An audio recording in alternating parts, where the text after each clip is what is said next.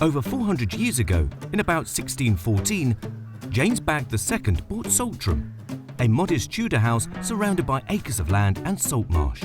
Like his father, he was head of customs, but he was notorious for his dishonesty, earning the nickname the Bottomless Bag. Even as the supplier of goods to the Navy, he negligently poisoned them with cheap, rotten food. James spent his wealth building a fine new house at Saltram with a prospect tower, so he could watch ships arrive in the harbour. However, James Bagg II died in debt and disgrace, from which the family fortunes never recovered. After the Civil War, Saltram changed hands several times and was eventually acquired by the Parker family in 1712. It wasn't until the 1740s that John Parker undertook major changes to Saltram. The old house was comprehensively remodelled and given the classical facade that can still be seen today.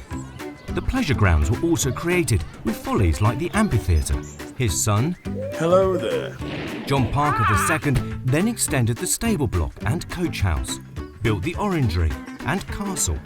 He filled the house with art, especially works by Joshua Reynolds, a renowned painter from the era.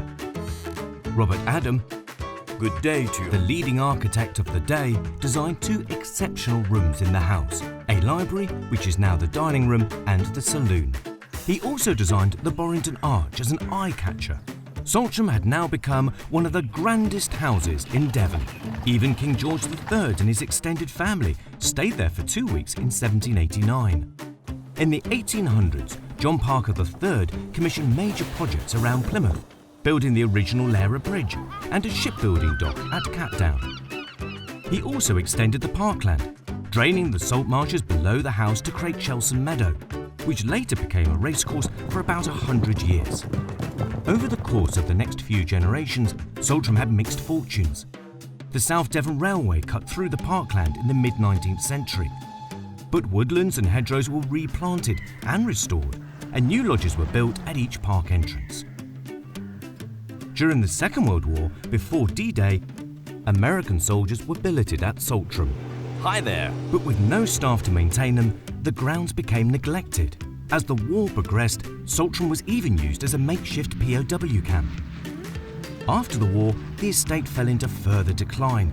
Eventually given to the Treasury in lieu of death taxes, Saltram passed into the care of the National Trust in 1957. Then, in 1961, after a lot of care and attention, it was opened to the public for the first time.